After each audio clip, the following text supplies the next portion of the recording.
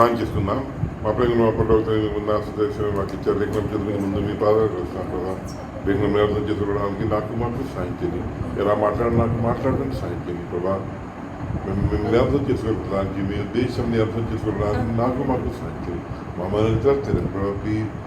ఆశ్చర్యమైన విషయాలను చూసుకోవడానికి మన తెలియని పేరు సాయం చేయండి ప్రభా. ప్లీజ్ సాయం చేయండి.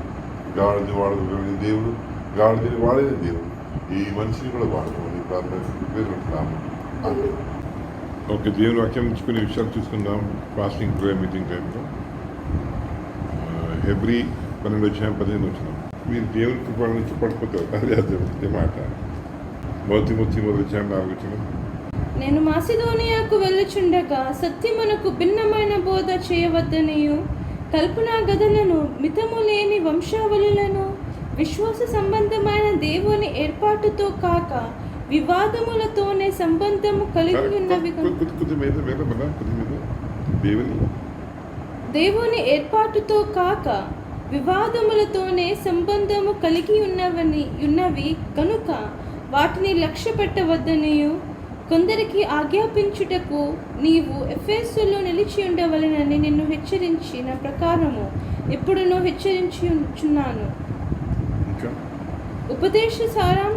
ఉపదేశ సారమేదనగా పవిత్ర హృదయము నుండి, మంచి మనసాక్షి నుండి, నిష్కపటమైన విశ్వాసము నుండి కలుగు ప్రేమయే. బైబిల్ యాక్చువల్ ఉద్దేశం, బైబిల్ ఉద్దేశం అదే. బైబిల్ ఉద్దేశం ఏంటంటే ప్రేమ రావాలి. దీనికి టీచర్ ఎవరో, బైబిల్ టీచర్ ఎవరో? ప్రభు, పరిశుద్ధాత్మ. అది బైబిల్ రాసింది హోలీ స్పిరిట్. అంటే పవిత్రమైన ఆత్మ. ఆయన, ఈ పవిత్ర ఆత్మ ఈ బైబిల్ని గైడ్ చేశాడు. పవిత్రమైన అనే దానికి మన కండిషన్ ఏంటంటే పవిత్రమైన దైవజనులు. మన అపవిత్రమైన దైవజనులు మన పనిచేయదు. పవిత్రమైన దైవజనులు పరిశుద్ధాత్మ వల్ల ప్రేరేపింపబడినప్పుడు రాశారు. మీ చిన్న మాట చెప్తాను, మీరు విన్నారా? కొందరు కోపం రాదు, అది ఎవరు దెబ్బడాలంటే భయం వేస్తుంది. అప్పుడు ఏం చేస్తారు? మందు తాగేస్తారు. ఎప్పుడైనా అంతే, ఎక్కడైనా అంతే. భయం వేస్తే మందు తాగేస్తారు. మందు తాగి ధైర్యం వచ్చేది కదా. అదే ఆ ఫీలింగ్ వల్ల, ఆ ఫోర్స్ వల్ల పని చేయగలుగుతారు. కాబట్టి ఆర్మీ యుద్ధంలో కూడా మందు తాగిచ్చేస్తారు. గుర్రాలు కూడా తాగిచ్చారు. కాబట్టి XXX రమ్ ఏదో అంటారు. అది XXX రమ్ గుర్రాలకు పట్టించేస్తారు. అంటే అది చలి వల్ల మరి ఎత్తెక్కాలి, డోంట్ కేర్, అది వెళ్ళిపోవడమే. దెబ్బ తగిలినా డోంట్ కేర్, అలాగైపోతారు. అది స్పిరిట్, డిఫరెంట్ స్పిరిట్ కదా. అంటే అది పవర్ తెచ్చేస్తుంది. కానీ బైబిల్ రాసిన మాట దేవుడు పరిశుద్ధాత్మ. ప్రభు ఒక పవిత్రమైన వ్యక్తిలో వస్తారు. ప్రభు పవిత్రమైన దైవజనంలో ప్రభు వస్తున్నప్పుడు ఆ వ్యక్తిని ప్రేరేపిస్తాడు. ప్రభు ఆ పవర్ ఇస్తాడు, పవిత్రమైన నడగలుగుతాడు. అలాంటి రాసిన మాటలు బైబిల్. దీన్ని నిరుపయోగం చేసుకోవచ్చు, దీని అర్థం లేకుండా చేసుకోవచ్చు, రాంగ్గా వాడేసుకుని. దీన్ని సరిగా వాడితే ఒక మనిషిలో ప్రేమ పుడుతుంది. అది బైబిల్ రాసిన సారాంశం. ఆవిడ ప్యూర్ హార్ట్. ఇంగ్లీష్ చాలా బాగుంది. నా the end of the commandment is charity, love. ఆవిడ ప్యూర్ హార్ట్ నుంచి అది. కాబట్టి బైబిల్ ఓకే, చాలా జాగ్రత్తగా అర్థం చేసుకోవాలి. ఓకే, అదే మనం పాఠ్యాంశానికి వచ్చేస్తాం. ఎవ్రీ 12:15 ఎవడైనా దేవుని కృప నుంచి పడిపోకూడదు. ఎందుకు ఈ మాట బైబిల్ రాసింది? బోల్డ్ అర్థాలు ఉంటాయి బైబిల్ మాట. ఓకే, రోమపత్రిక 11:6 అది కృపచేతనైన ఎడల ఇకను క్రియలు మూలమైనది కాదు, కాని ఎడల కృప ఇకను కృప కాకపోవును. అలాగైనా ఏమగును? ఇజ్రాయేలు వెదుకున్నది ఏదో అది వారికి దొరకలేదు, ఏర్పాటు నొందిన వారికి అది దొరికెను. అది బైబిల్ మాటలో అంటే అన్ని ప్రభు అని కొన్ని చోట్ల జ్ఞానం ప్రభు గూఢంగా రాస్తారు. చాలా ఆశ్చర్యమైన పుస్తకం బైబిల్ అంటే చాలా అంటే దేవుడు జ్ఞానం విపరీతం కదా. ఆ జ్ఞానం కలిగిన మాటని సింప్లిఫై చేసి ఇప్పుడు రాసి పెట్టారు. చాలా సింపుల్గా ఉంటుంది. అంటే 6వ వచనం ఎంత అర్థమైందో తెలీదు. 7వ వచనం ఏంటంటే మళ్ళీ 7వ వచనం చదువు సార్. అలాగైనా ఏమగును, ఇశ్రాయేలు వెతుకున్నది ఏదో అది వారికి దొరకలేదు, ఏర్పాటు నొందిన వారికి అది దొరికేను. అది ఏదో అంటే సింపుల్గా అర్థం చేస్తున్నాం. ఇస్రాయల్ దేన్నో ఎత్తుకారు, అది వాళ్ళకి దొరకలేదంట. ఇస్రాయల్ దేశం దేన్ని ఎత్తుకుతే దొరకలేదంట, ఏర్పాటు వాళ్ళకి దొరికిందంట. ఇది వరకు అర్థం చేసుకుని చాలు. వాళ్ళు ఎత్తుకింది దొరకలేదు కానీ ఏర్పాటు వాళ్ళకి దొరికింది, అది అన్నీ మర్చిపోయింది. ఇప్పుడు ఇక్కడ వచ్చేద్దాం. ఏర్పాటు అంటే ఏంటి? అది ఇంగ్లీష్ వర్డ్ ఎలక్షన్. బైబిల్లో రాసిన మాట బై ద ఎలక్షన్ అంటే అది యాక్చువల్గా తెలుగు మీనింగ్ కూడా అలాగ వస్తుంది.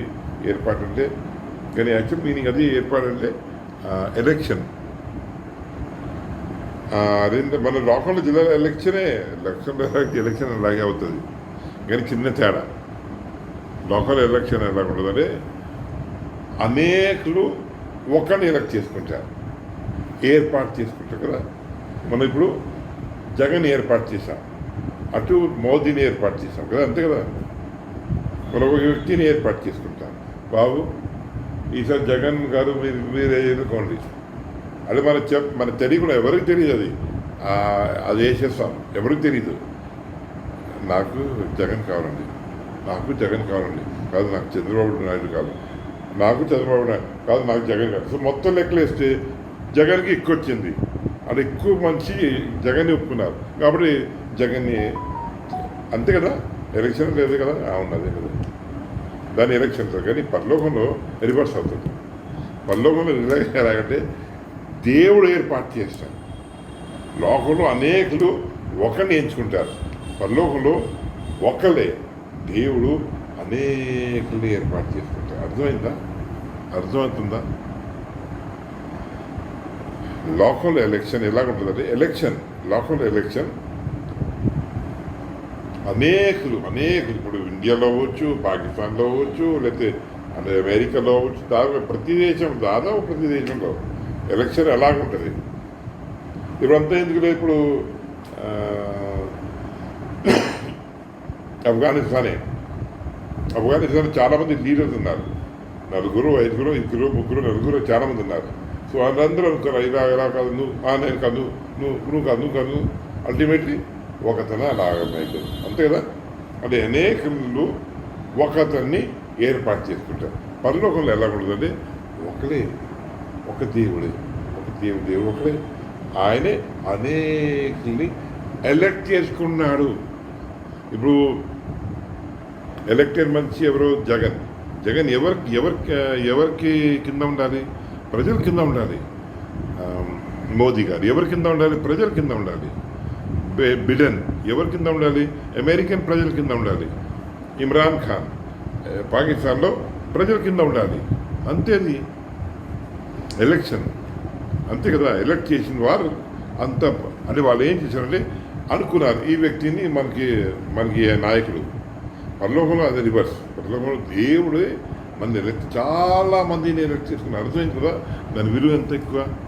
కాబట్టి ఇప్పుడు పోలింగ్ ఎలక్షన్ టైంలో అడుగుతారు మీ పవిత్రమైన ఓటు. ఎందుకంటే ఎంతో వాళ్ళు బాబు నాకు ఒకసారి ఛాన్స్ ఇవ్వ, ఇలాగంటారు మీ పవిత్రమైన ఓటు మాకు ఇరా, మీ పవిత్రమైన ఓటు నాకు ఇరా అని అడుగుతారు. భిక్ష అడుగుతారు. నాకు ఒకసారి ఛాన్స్ ఇవ్వ, ఒక్కసారి 5 సంవత్సరాలు, అమెరికాలో 4 సంవత్సరాలు, ఒకసారి ఛాన్స్ ఇవ్వ భిక్ష అడుగుతారు. మరి లోకంలో దేవుడే ఇది రివర్స్.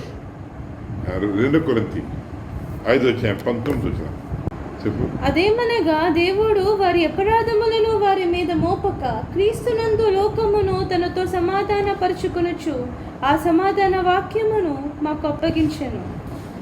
కావున దేవుడు మా ద్వారా వేడుకునినట్టు మేము ఆ, క్రీస్తు దేవుడు ఏం చేశాడంటే దేవుడు అందరి లోకాన్ని తనతో పాటు సమాధానం పెంచుకోవాలని శత్రుత అయిపోయింది. సో ఏంటంటే దేవుడు మన ఈ లోకం అంతటిని తనతో సమాధానం పెట్టుకోండి, నాతో సమాధానం పెట్టుకోండి, నాతో సమాధానం పెట్టుకోండి అని చెప్పి ఆ చెప్పుతా ఏం చేస్తున్నాడంటే మీ పాపం మీ మీద వేయట్లేదు, మీ పాపం మీద వేయట్లేదు, మీ పాపం మీద వేయట్లేదు. రివర్స్గా ఏం చేస్తున్నాడంటే ప్రభు నా కొడుకు మీద వేశాను, నా కొడుకు మీద వేశానని తన మీద వేసేస్తున్నాడు. అది కొడుకు మీద వేసేసి మన బతుమాలుతున్నాడు. ఎలక్షన్ చేశారు, ఎలక్షన్ చేసి బతుమాలుతున్నాడు. నాతో సంధి పెట్టుకుని, నాతో సంధి పెట్టుకుని, నాతో సంధి పెట్టుకుని బతుమాలుతున్నాడు దేవుడు. అర్థమైందా? లోకంలో రివర్స్.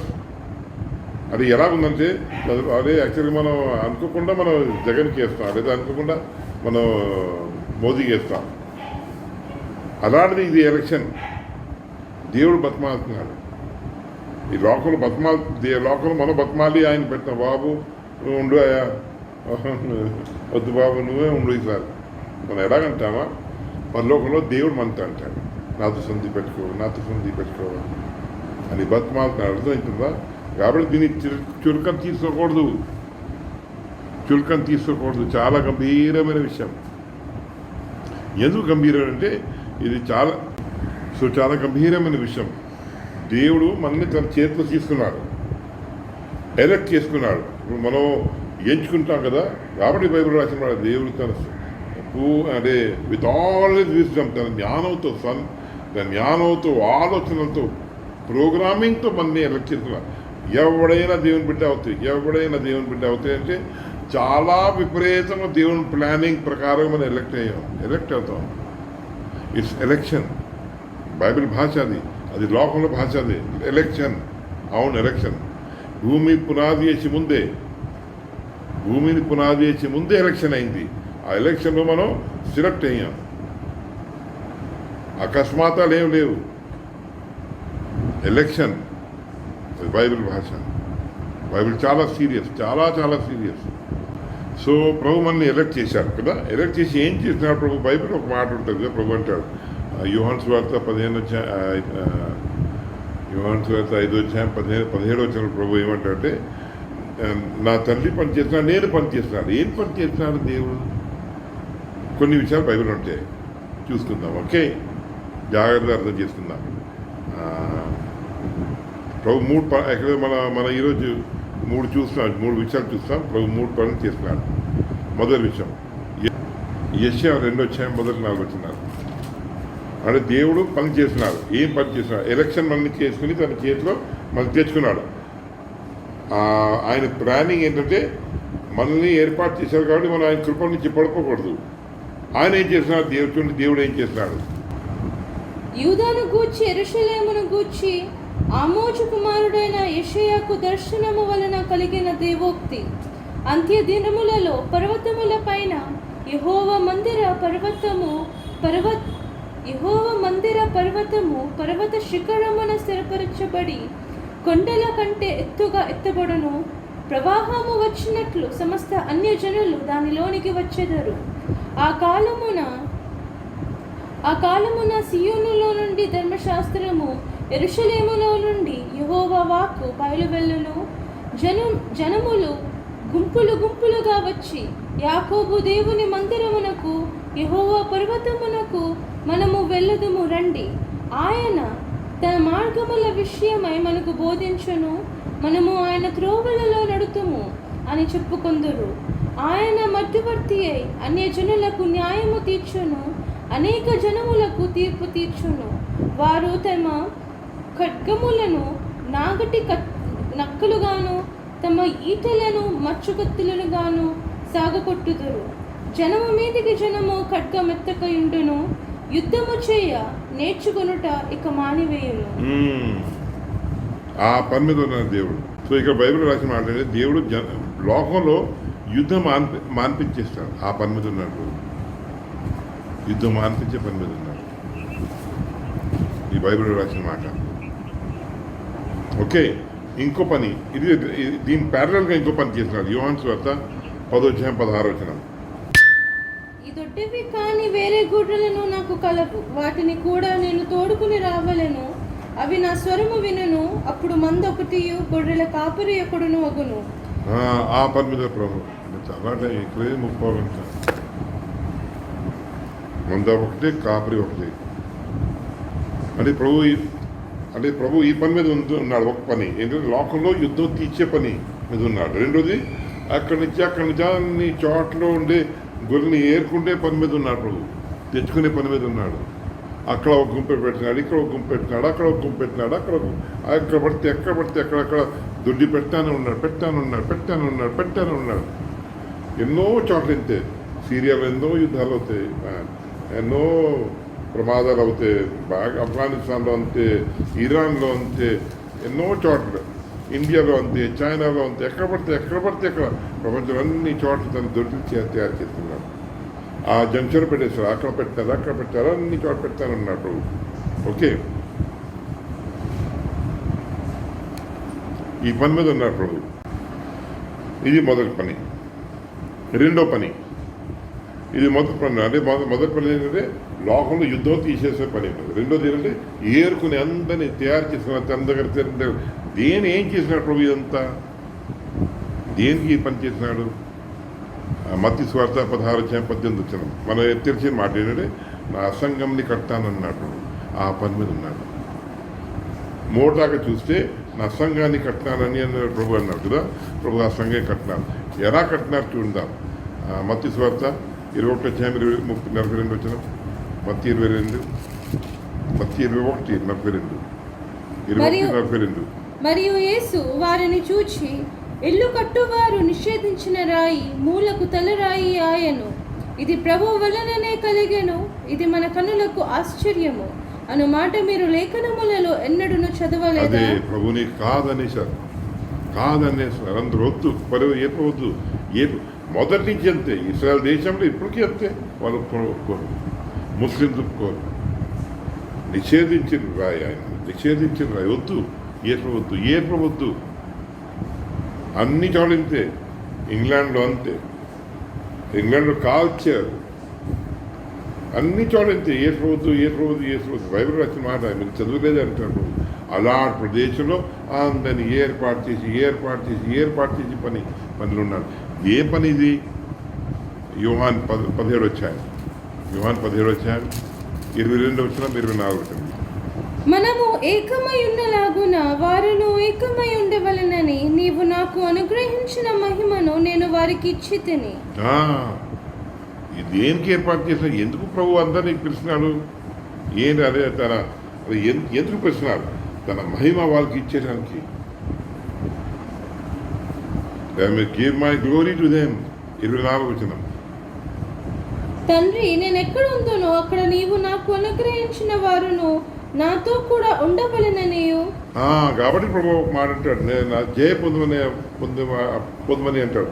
జయ పొందితే ఆయన సింహాసనంలో కూడా కూర్చొనిస్తాడు. ఇదే సేమ్ రూల్. నేను ఎక్కడ ఉండునో వాళ్ళు అక్కడ ఉండును. ఇదే రూల్. ప్రభు మనసులో ఉండే ఆ ఉద్దేశం ఇదే.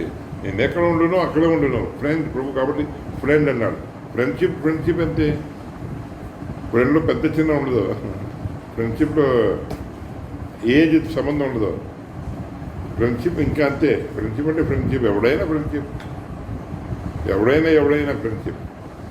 దేవాది దేవుడు మనుషులతో ఫ్రెండ్షిప్. కాబట్టి ఆయన ఎక్కడ ఉంటాడు అక్కడ తీసుకెళ్తారు మనుషులు. అంతే ఆయన ఫ్రెండ్షిప్. ఆ ఫ్రెండ్షిప్ గురించి పిలుస్తున్నాడు. ఇంకా చూద్దాం. అదే బైబిల్ రాసిన మాట. హెబ్రీ 2:10. హెబ్రీ 2:10. ఎవరి నిమిత్తము సమస్తమును ఉన్నవో, ఎవని వలన సమస్తమును కలుగుచున్నావో, ఆయన అనేకులైన కుమారులను మహిమకు తెచ్చుచుండగా వారి అనేక కుమారుని మహిమకు తెచ్చే పని మీద ఉన్నాడు ప్రభు. ఏం చేసినాడు ప్రభు? లోకంలో వేరే పని చేసినాడు. 2 రీకి పని చేసినాడు. యుద్ధం ఆపే పని మీద ఉన్నాడు. రెండోది ఎక్కడ పడితే అక్కడ ఏరుకున్నాడు. బతమాలి ఏరుకున్నాడు. వద్దు, మాకు ఏర్పవద్దు అని అన్నా అదే ప్రభు అంటాడు, మిమ్మల్ని ద్వేషించి ముందు వాళ్ళు నన్ను ద్వేషించారు. ఇప్పుడే అంతే. యేసును ద్వేషించారు మనుషులు. ఏ క్రైస్తుని కాదు, యేసుని ద్వేషించాలి. దాని తర్వాత ఆయన నమ్మిన వాళ్ళే ద్వేషించాలి. అది ప్రభు చెప్పిన మాట, అది బైబిల్ రాసిన మాట. అలా అటువంటి ఎందుకో అంతే. ప్రభు అంటే నేను భూ సంబంధం కాదు కాబట్టి మీరు ద్వేషిస్తారు అన్న. అక్కడి నుంచి వచ్చాడు ప్రభు. ఎందుకు అక్కడ తీసుకెళ్ళిపోవడానికి అనేకని మహిమ తీసుకెళ్ళే పని మీద ఉన్నాడు. అంటాం కదా, గొర్రె కషాయం నమ్ముద్ది, అంతే. ప్రభు నమ్ము ఎంతో కష్టపడుతున్నాడు ప్రభు. అది మనం అర్థం చేసుకోవాలి. 2 కొరింథీ 3 మీకు తెలిసిన మాట. 2 కొరింథీ 3:17-18 ఏంటంటే ప్రభువే ఆత్మ. రెండోది ఆ ప్రభు మనలో ఉండి మళ్ళీ స్వరూపం తీసుకొస్తున్నాడు. మహిమ నుంచి మహిమ, మహిమ నుంచి మహిమ, మహిమ నుంచి మహిమ, అలాగా పని మీద ఉన్నాడు ప్రభు. కాబట్టి బైబిల్లో ఒక చోట ఉంటుంది, వీటిని మనం చూసాం 4:30. ఆయనే దుఃఖపెట్టదు. ప్రభు పని చేస్తున్నాడు. మన చిన్నపిల్లలాగా డిస్టర్బ్ చేస్తూనే ఉంటాం. ప్రభు పని చేస్తున్నట్టు మనం పాడు చేస్తూ ఉంటాం. ప్రభు పని ప్రభు చేసేసుకుంటాడు. ప్రభు ప్రాబ్లం కాదు, అన్నీ వచ్చి ప్రభుకి. ప్రభు పనులు చేస్తున్నాడు. యెషయా 3 ఇప్పుడు ప్రభు చిన్న ఎగ్జాంపుల్ ఇస్తున్నాడు, తన చిన్న జలకి ఇస్తున్నాడు. ఆయన ఎల్లటి వాడు. యెషయా 3:13. ఈ దినము మొదలుకొని నేనే ఆయనను నా చేతిలో నుండి విడిపించగలవాడెవ్వడనూ లేడు. ఎవడని లేడు నా చేతిలో విడిపించినవాడు. చదువు. నేను కార్యము చేయగా త్రిప్పివేయువాడెవడు? తిప్పివేయబడేవాడెవడో. అది ఆయన స్టేచర్, అది ఆయన స్థానం, దేవుని స్థానం. ఇంక చదువు అయిపోయిందా? 15 చదువు. యెహోవానగు నేనే మీకు పరిశుద్ధ దేవుడును, ఇశ్రాయేలు సృష్టికర్తనగు నేనే మీకు రాజును. ఆయన మనకు రాజా. 16. సముద్రములో త్రోవ కలుగజేయువాడును, వడిగల జలములలో మార్గము కలుగజేయువాడును, రథమును గుర్రమును సేనను శూరులను నడిపించువాడనగు యెహోవా. ఇలా ఆయన ప్రభు సముద్రంలో మార్గం తయారు చేసిన వాడు.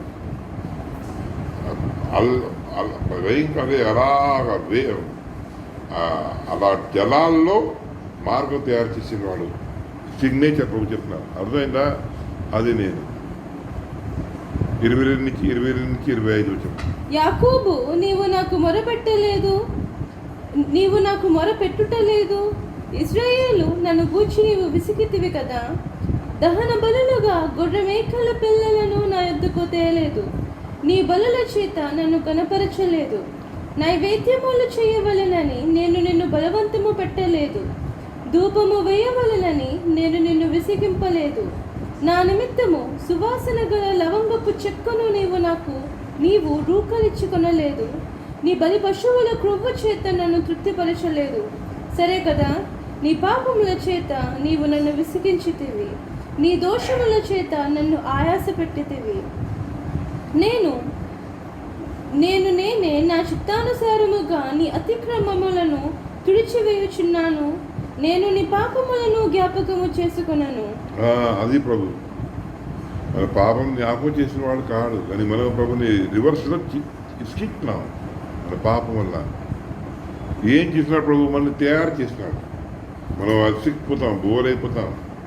ఎంత బాధ కనిపించాం. ఎవరి గురించి పని చేసిన ప్రభు? మన గురించి. మనల్ని మహిమలు తేవాలని. మరి ఏమనాలి? మందు బుద్ధి అనాలా, లేకపోతే పోకిరి పిల్లలు అనాలా, లేకపోతే ఏమనాలి? మనల్ని ప్రభు పనికి ఆట దేనికి? మన లాభానికే. పిల్లలు కూడా అంతే కదా. పిల్లలు కూడా అంతే. చదువు నేర్పిస్తే పరిగెత్తానని అంటారు. జంతువులు కూడా అంతే. మన వాళ్ళకి మేలు చేస్తే పారిపోతారు. గొర్రెలు అంతే, మనం అంతే. విసిగించేస్తున్నాడు ప్రభు అంటాడు. పాపం వల్ల విసిగించుతున్నాం. ఎంతో బాధకర విషయం కదా అది. ప్రోగ్రామ్ హగ్గై 2:9 వచ్చింది. ప్రభు టార్గెట్ అంటే ఇది ప్రభు ఫైనల్ టార్గెట్. అగ్గే 2:9 ఈ కడవరి మందిరము యొక్క మహిమ మునుపటి మందిరము యొక్క మహిమను మించునని సైన్యములకు అధిపతియగు యెహోవా సెలవిచ్చుచున్నాడు. ఇది ప్రోగ్రామ్ ఫైనల్ ఇలాగుంటుంది. డిజైన్ చెప్పేటప్పుడు ఇలాగుంటుంది. బిల్డింగ్ కట్టే ముందు పక్కన బిల్డింగ్ పెడతా బొమ్మ గీసేస్తారు. ఇలాగుంటుందని బొమ్మ బొమ్మ గీశారు. ఆ మహిమ మందిరం అంటే ఏంటి మీరునే అది చూద్దాం. అది రోమ 8 అది బైబిల్ రాసిన మాట కదా, మనం ఎన్నోసార్లు చూస్తాం. రోమ 8:19 దేవుని కుమారుని ప్రత్యక్షత గురించి సృష్టి వెయిట్ చేస్తుంది. ఆ దినాన్ని గురించి వెయిట్ చేస్తుంది. ఆ పని మీద ఉన్నాడు, బిజీగా ఉన్నాడు. 3:9 మేము దేవుని జత పని వారమై ఉన్నాము, మీరు దేవుని వ్యవసాయమును దేవుని గృహమునై ఉన్నారు. ఇది గృహం, ఇది మందిరం అంటే దేవుని గృహం. దాన్నే తయారు చేయడానికి ఉన్నాడు. ఎంత కష్టపడి పనిచేస్తున్నాడు. టార్గెట్ అది ప్రకటన 21 టార్గెట్ మొత్తం అది తయారైపోవాలి. మొత్తం అదే పాత తీసేస్తాడు, కొత్త తీసుకొస్తాడు. కొత్త తయారు రెడీగా ఉండాలి. పాత పనులు తీయబడితే కొత్త పనులు రావాలా లేదా? కొత్త పనులు లేకపోతే పాత పనులు ఎందుకు తీసేస్తారు? దేవుడు ఇక్కడ అదే మొత్తం తీసేస్తున్నాడు. కొత్తది చేస్తున్నాడు. కొత్తది మరి రెడీ అవ్వకపోతే మరి పాత ఎందుకు తీస్తాడు దేవుడు? అదే బైబిల్ రాసిన మాట కదా, ఉడుకుపోయింది అది తీయబడటానికి రెడీగా ఉంది. మనం రెడీ అవ్వకపోతే ఎలాగా? కాబట్టి బైబిల్ రాసిన మాట మనకు ఎలా కోఆపరేట్ చేసుకుంటాం? అదే బైబిల్ రాసిన మాట. ఆయన కృప నుంచి పట్టుకోకూడదు. ఆయన దాని శిల్పకారి ప్రభు. ప్రకటన హెబ్రీ 10:12 హెబ్రీ 11:10 ఏలైనగా దేవుడు దేనికి శిల్పియు నిర్మాణకుడునై ఉన్నాడు. శిల్పి ప్రభు, ఆర్కిటెక్ట్. మన చేశారు, మన శరీరాన్ని చేశారు, మన అవ్యాన్ని చేశారు, సృష్టిని చేశారు. ఎంత ఆశ్చర్యంగా చేశాడు. మనకైనా కళ్ళు, ప్రతి ఎన్ని జీవులకి కళ్ళు పెట్టేశాడు. చిన్న ఈగలకి, చిన్న దోమలకి, చిన్న పురుగులకి కళ్ళు ఉంటాయి. వాడు చాలా మనకే నూరు, వాళ్ళకి నూరు. మనకే కంటసారం, దానికి కంటసారం. మనకే కాల్చే, దానికి కాల్చే. మనకే గుండె, దానికి గుండె. కోకరికి 8 గుండెలు అంటుకుంటారు. 8-9 గుండెలు. అది ఆయన శిల్పి, ఆర్కిటెక్ట్. ఆ పని మీద మనం అదే ప్రభు ఆయన కృప నుంచి పడిపోకూడదు. అదే ఇక్కడ బైబిల్ రాసిన మాట మనం మొదట్లో చదివాం. మొదట్లో మనం రోమ పత్రిక చదివాం. రోమ 11 చదివాం. వాళ్ళ కృప నుంచి పడిపోయారు. అలాగైన ఎడల నేను అడుగునదేమనగా, దేవుడు తన ప్రజలను విసర్జించిన అట్లనరాదు. నేను కూడా ఇశ్రాయేలీయుడను, అబ్రహాము సంతానమంతలి బెన్యామీను గోత్రమునందు పుట్టినవాడను. తాను ముందెరిగిన తన ప్రజలను దేవుడు విసర్జింపలేదు. ఏలియాను గూర్చిన భాగములో లేఖనము చెప్పినది మీరెరుగరా? ప్రభువా, వారు నీ ప్రవక్తలను చంపిరి, నీ బలిపీఠములను పడగొట్టిరి. నేనొక్కడనే మిగిలి ఉన్నాను, నా ప్రాణము చూచుచున్నారు అని ఇశ్రాయేలునకు విరోధముగా దేవుని ఎదుట అతడు వాదించుచున్నాడు. ఇప్పుడు ఏలియాని పట్టుకునే మరి చంపేదానికి జెజబెల్ వచ్చింది. కరెక్టే, రైట్. జెజబెల్ పరాయ పిల్ల. భర్త ఎవరు? అహాబ్ ఎవరు? రాజా. ఎవరు? ఇశ్రాయేల్ దేశం రాజా. ఏలియా ఏం పాపం చేశాడని? ఓకే, జెజబెల్ పరాయ స్త్రీ కాబట్టి ఆవిడ అన్ని రాలనుకున్నాం. మరి చాలామంది బాయిలు ప్రవక్తలు ఎవరో యూదులే, ఇంకెవరు? ఇప్పటికే అంతే చాలా చోట్ల. అదే ఇక్కడ రాసింది. ఇంక చదువు 4వ వచనం. అయితే దేవోక్తి అతనితో ఏమి చెప్పుచున్నది? బయలుకు మోకాలునని 700 మంది పురుషులను నేను శేషముగా నుంచుకొని ఉన్నాను. అలాగుననే అప్పటి కాలమందు సైతము కృప యొక్క ఏర్పాటు చొప్పున శేషము మిగిలి ఉన్నది. అదే బైబిల్ రాసిన మాట. అర్థమైంది కదా? అంటే కొంతమంది ప్రభుని రెచ్చగొట్టేస్తున్నారు, కొంతమంది రెచ్చగొట్టట్లేదు. అలాంటి వాళ్ళు అప్పుడు 7,000 మంది ఉన్నారు. ఇప్పటికీ అంతే. ఇప్పుడు చాలామంది యూదులు అలాగే ఉన్నారు, రివర్స్లో ఉన్నారు. అథీస్ట్ ఎక్కడి నుంచి ఇచ్చారు? అథీజం దేవుడు లేని తత్వం, దేవుడు లేడని ఆర్గ్యుమెంట్ ఎక్కడి నుంచి వచ్చింది? చేసేవాడు ఎవడో మార్క్, పేరున్నారా? మార్క్. మన బైబిల్ మార్కే, యూదుడే. కార్ల్ మార్క్స్ యూదుడే. మొత్తం అదే సరే. కొంతమంది అంటారు అదే కోత నుంచి వచ్చారంటే కోత వచ్చారని మీరు నమ్ముతారు. చాలా బాగుంది.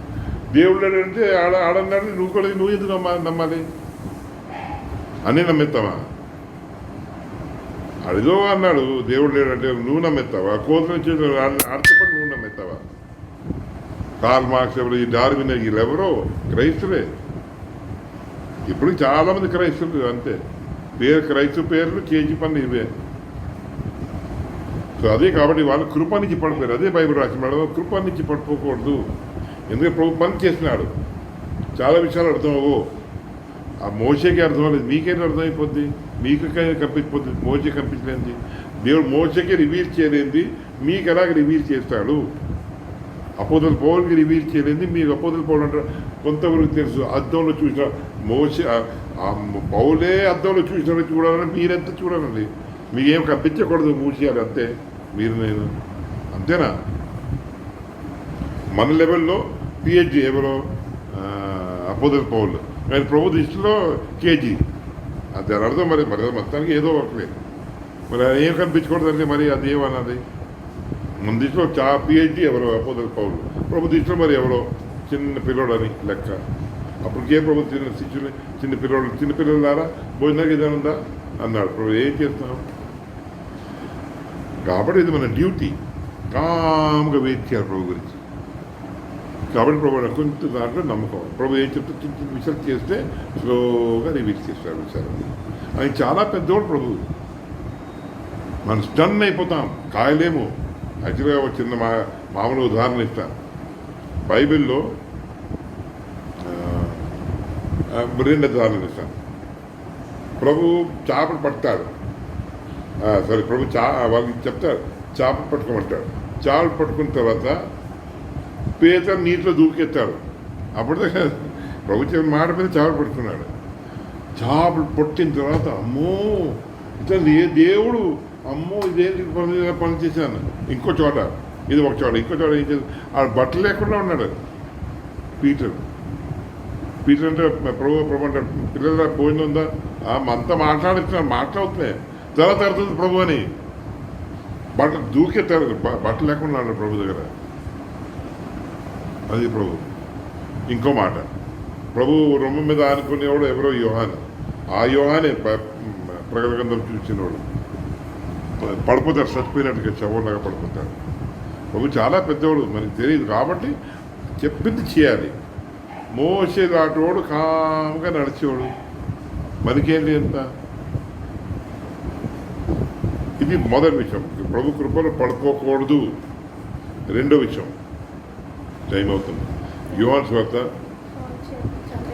ఒక్కసేపు అయిపోయింది దగ్గర. రెండు మామూలుగా చెప్పేశాను. రెండో విషయం ఏంటంటే 15 అధ్యాయం, యోహాను 15 అధ్యాయం 16 వచనం ఏంటంటే, మీరు నన్ను ఏర్పాటు చేసుకోలేదు, నేను క్రిస్టియన్ అవుతాను మీరు అనుకోలేదు, నేను అనుకున్నాను మీరు నా బిడ్డలు అవ్వాలని. అది ప్రభు అంటాడు. మీరు నన్ను ఏర్పాటు చేయలేదు, నేను మిమ్మల్ని ఏర్పాటు చేయాలని. దేనికంటే మీరు వెళ్ళి బహుగా ఫలించాలని, మీ ఫలం నిలిచి ఉండాలి. అది మీ నా డ్యూటీ. మొదటి విషయం అంటే మనం తయారవ్వాలి. రెండో డ్యూటీ ఏంటంటే మనం చాలామంది తయారు చేయాలి. అదే అపోస్తలుల పౌలు మొదటి కొరింథీ 3వ అధ్యాయం 5 నుంచి 9 చదివితే ఉంది. అది మన పని, మనం ఫలించాలి. మనం చాలా పని మనం నేర్చుకోకపోతే ఎలా నేర్పించేస్తాం? మనం నేర్చుకోకపోతే అవతలకి ఏం నేర్పించేస్తామని ఏం నేర్పిస్తాం కాబట్టి నేర్చుకోవాలి. ఎన్నో నాకైనా ఎంతో కష్టం, నాకు సులువుగా రావు. ఓ చేసేది పెద్ద రాదు, నాకు ఏం రావు. అలాగుంటే ప్రభు దగ్గర ఎంతో దుఃఖంతో ఉండి చాలాసార్లు ఇంతకుముందు అయితే 1 గంట 2 వరకు కూర్చొని ఉండేవాడిని. అక్కడే పడుకొని పోయేవాడిని మంచం కింద, అక్కడ మంచం పక్కన పడుకొని పోయేవాడిని. ఏం చేసాను నేల మీద కూర్చొని నిద్ర వచ్చేది. ఉదయం 5 వరకు లేచి మా కింద ఉండేవాడిని మెసేజ్ గురించి. ఏటర్థం ఏం కదా, ఏం చెప్పాలి మెసేజ్. అప్పుడు ప్రభు ఒక రోజు క్లియర్ చెప్పాడు, 12 దాటినప్పుడు మూసేయాలి లైట్. 12 దాటితే లైట్ మూసేయాలి. అప్పుడు 12 దాటినప్పుడు లైట్ మూసాను. అంత చాలా కష్టం. ఈ సంవత్సరం కూర్చొని నేల మీద, నేల ఉదయం వేడైపోయింది చలికాలంలో. ఉదయం లేస్తే ఆ నేల అంతా నేను కూర్చుంటే వల్ల వేడైపోయింది నేల. రాత్రంతా అక్కడ కూర్చునే ఉండి అప్పటికే వచ్చేది కాదు మెసేజ్. ఏం చెప్తామో అర్థమయ్యేది కాదు. అప్పుడు ప్రభు ఇప్పటం మొదలుపెట్టాడు. అప్పుడు ఇప్పటం అర్థమవుతుంది. అలాగేనో విషయాలు ప్రభు నేర్పించాలంటే కూర్చోాలి ప్రభు దగ్గర. ప్రభు దగ్గర అలా వెయిట్ చెప్పవా, నాకు చెప్పవా, గురి చెప్పవా, గురి చెప్పవా, అలా వెయిట్ చేయాలి. అర్థం చేసేది ఏం అర్థం అవుతుంది. అర్థమవుతుంది కదా. మీ సెల్ ఫోన్ ఓపెన్ చేసుకోండి, అర్థం అయిపోతుంది కదా, అన్నీ అర్థం అయిపోతుంది కదా. స్క్రూడ్రైవర్ తీసుకోండి, ఓపెన్ చేసుకోండి ఎక్కడిది ఎక్కడ, అంతే. అదే చివరి మీ సెల్ ఫోన్ వాడే రోజు అదే చివరి రోజు. మెకానిక్ దగ్గర తీసుకెళ్తే శరీరం అయితే అది కూడా ఉండకపోవచ్చు. అన్నీ ఇప్పెత్తే అయిపోదండి. మన సొంత శరీరం కదా, ఇప్పేయచ్చు కదా, ఎందుకు ప్రాబ్లం. మనం ఇప్పేద్దాంలే, ఇంజక్షన్ ఇచ్చేద్దాం, ఏది అనెస్థీసియా ఇచ్చేద్దాం, ఇంకా ఓపెన్ చేసుకుని బాగా చేసుకుందాం. మనం ఉండం ఇంకా ఏది రాదు. కాబట్టి దేని వచ్చారు కూడా రావు ప్రభు చెప్పాలి. ఓకే, అదే ప్రభు అంటారు. ఎవడైనా నా ఆజ్ఞలు గైకుని అంగీకరించి గైకుంటే అతన్ని నేను ప్రేమించాను, నా తండ్రిని ప్రేమించాను, నేనే ప్రేమించి అతనికి నాకు నేనే బయలుపరుచుకుంటాను. యెహోవా ఆశ్రయములు ఆయన భయపడినవాడు. మన ఆయన భయపడితే దేవుడు కనిపించడు. అప్పటికి అమ్మ దేవుడు చూసినాడు అనుకోవాలి. దేవుడు చూసినాడు, దేవుడు చూసినా పాపం చేయకూడదు. అలా పాపం ఆలోచన, అలా భయపడినట్టుగా ప్రభు కనిపించాలి. మన హృదయంలో భయపడాలి. ఆ విషయం ప్రభు గమనించాలి. గమనించే ప్రభు తన రహస్యాలు చెప్తాలే చెప్పడం. సో ఎప్పుడు ఇది చేస్తే కొంతకాలం పనికొస్తాను. అదే ప్రభు అంటాడు ఒకవేళ నన్ను వెంబడితే మనుషులు పట్టే చాలా వరకు చేస్తాను. ఇప్పుడు చాలా వరకు చేయడు, అప్పుడు చేస్తాడు. ఎప్పుడు మన ఆయన వెంబడితే అప్పుడు ప్రభు మనకి ఇస్తాడు పవర్. ఇవన్నీ ఉన్నాయి కాబట్టి బైబిల్ రాసిన మాట. మన ఎలక్షన్ చేయబడేది మనుషులు, ఎలక్షన్ క్యాండిడేట్ మనం. అది జగన్ ఎలాగా, మోదీ ఎలాగా, వాళ్ళు వీళ్ళు ఎలాగా. పాపం 5 సంవత్సరాలకి మనం 5 సంవత్సరాలు మనం నిరంతర కాలాన్ని గురించి ఎలక్ట్ అయిపోయాం. 5 సంవత్సరాలు కాదు, ఫర్ ఎవర్ అండ్ ఎవర్ మనం ఎలక్ట్ అయిపోయాం. అదే ప్రభు ఏమంటాడు, పడిపోదు, నా కృప నుంచి పడిపోదు. ఆయన టేబుల్లో పెట్టాడు, ఆపరేషన్ టేబుల్లో. దేనికి ఆపరేషన్ చేస్తున్నాడు. మనం రెచ్చుకొడితే కాపు పట్టితే ఇసేయవచ్చు ప్రభు అన్ని కదా, ప్రభు చంపేయచ్చు. అదే అంటారు ప్రభు, నేను చేయలేనా, మట్టి నీ చేసిన నువ్వు చేయలేనా, మీరు నా చేతిలో మట్టి, నేను కుమ్మరిని. నేను మామూలు కుమ్మరిని కాదు, మనుషుల కుమ్మరిని. నేను మామూలు కాపరి కాదు, మనుషుల కాపరిని. యావత్ మనుషుల యావత్ మానవ జాతి కాపరిని. ఒకే కాపరి దేవుడు, కాపరి ఆయన. మామూలు కాపరి కాదు, మామూలు కుమ్మరి కాదు. మనమే మట్టిలో వచ్చిన యాటము. ఆయన మన కుమ్మరి. కాబట్టి ప్రభు అంటే ప్రభుని మనం విసికించకూడదు, పడిపోకూడదు ఆయన కృప నుంచి. కాబట్టి దేవుని మాట వింటాను ఉండాలి. చెప్పినట్టు చేస్తాను ఉండాలి. పాస్టర్ చెప్పిన మాట కూడా వింటాను ఉండాలి. పాస్టర్ రాంగ్ చెప్తే బ్రదర్స్ ఉన్నారు అడిగేస్తారు దానికి, ఏంటన్నా ఇలా మాట్లాడుతున్నాం, రాంగ్ మాట్లాడుతున్నాం. సిస్టర్స్ కామ్గా ఉండాలి. బ్రదర్స్ అడగొచ్చు డైరెక్ట్గా, ఏంటన్నా రాంగ్ అడగాలి అలాగా. సో అలాగ మన ప్రభు కృప నుంచి పట్టుకోకూడదు. అర్థమైంది కదా. అప్పుడు ఈ విషయాలన్నీ గ్రహించు. ఆయన ప్రోగ్రామ్, ఆయన అక్కడ లోకంలో ఒక పని చేసినారు. తక్కిన తేడా పని మీద ఉన్నాడు ప్రభు. మనలో పని చేసినాడు. దేనికి నా స్వరూపం తయారు చేశారు. ఓకే, ఈ విషయాలన్నీ గమనించుకుని మనం ప్రార్థన చేయాలి. ఓకే, టైం చాలా అయిపోయింది కాబట్టి ప్రార్థన చేయండి, బిగ్గరగా చేయండి. రెండోది ప్రార్థన అయిపోతే వెళ్ళిపోదు. ప్రార్థన అయిపోయి లాస్ట్ వరకు ఉండండి. తక్కిన వాళ్ళు ప్రార్థన వినండి, అప్పుడే అర్థమవుతుంది ఎలా ప్రార్థన చేయాలి. మనం ఎక్కడైతే తప్పులు చేస్తున్నామో వాళ్ళు ఎక్కడ చేసినా నేర్చుకుంటాం, అలాగా ఆ పాయింట్ నేర్చుకుందాం. ఓకే.